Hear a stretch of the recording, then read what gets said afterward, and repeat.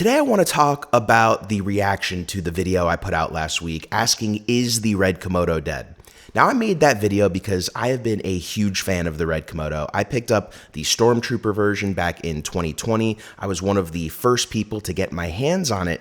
I'd made a lot of money with that camera. I used it on a lot of narrative productions, commercials, documentary. I did even a lot of content creation here on the channel for it. Then in 2023, midway through the year, I started getting less requests for it and I could use the money for something else. So I ended up selling it as I didn't really like the white color anyways. So I figured at some point I'd get into a black Komodo. Then earlier this year, in March of 2024, I ended up picking up a black Komodo again. Part of the reason I picked that up was Sigma announced they were coming out officially with third-party RF mount lenses that were like the ones I used on the Sony cameras that I had moved to for the rest of 2023. They came out with the 18-50, which was one of my favorite lenses, and it was in the RF mount. But when you put it on the red Komodo, or any of the red cameras, it didn't work whatsoever.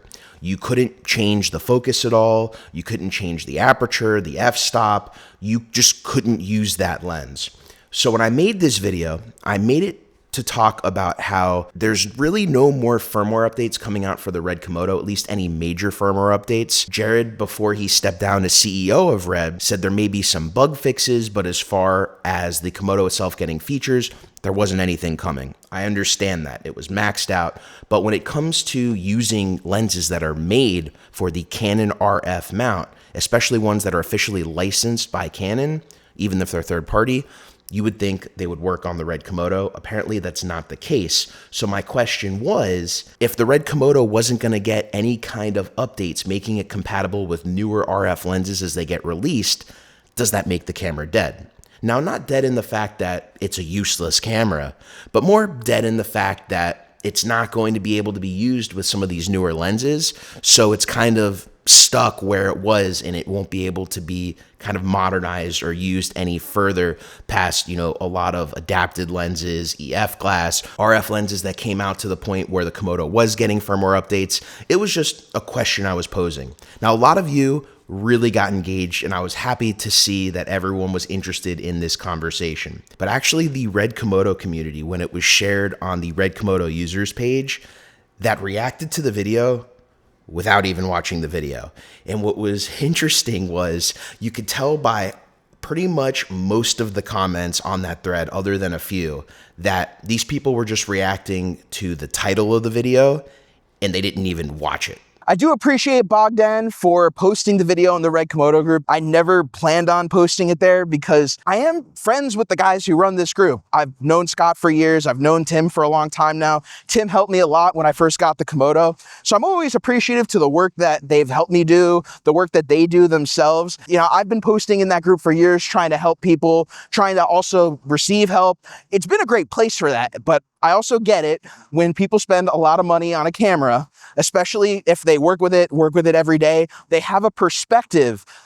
It's just, this is something that goes on in the camera community a lot. Sometimes you have to realize that there are multiple uses for the cameras that we think there are single uses for. A lot of people who work in narrative filmmaking think that reds are only good for narrative filmmaking or only good for their uses. That may be narrative, music video, doc, whatever it may be. And these red cameras get used for a lot more than that, which is kind of why I have this whole complaint about the RF lenses that may come out in the future not working with the Komodo. There are a lot more uses than people have. There are a lot more uses for the red Komodo, for example, than even I've had over the past 4 years with it. And I don't attack people for what their choices are, what they want to use the Komodo for, or what they want to try and use the Komodo for. There are better tools for the job, but sometimes people can only get one camera, and so they're going to make that one camera work for all the work they're trying to do. I totally get that. As the camera community in general, I think a lot of us have to cool it a little bit and remember that our thoughts and why things are the way they should be with cameras, whatever it may be, it's not necessarily the absolute law. It may work for you, it may work out really well, but it's not the rule of law here. You don't want to just crap on people for having a different thought than you. It's almost like politics. Just because someone's a Democrat or a Republican, when people just get all angry at each other for not having the same ideas, it doesn't mean either side is wrong. There are parts on both sides that are right. There are parts on both sides that are wrong. we got to get along better, guys. And that's really why I wanted to make this response video. We got to get along better.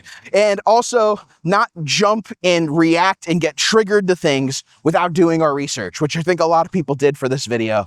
But I did enjoy doing it. I did enjoy making this video because it made me think about a lot, especially this week while I'm on vacation, although I'm just about to head home right here. So yeah, that's going to be it for today's video. I'm going to go pack up my stuff. Ooh, I see a storm coming in. You guys may have seen behind me while I was walking out here. So until next time, thank you for joining me as always. My name's Jeff Fagien, and I will catch you in the next video. Bye.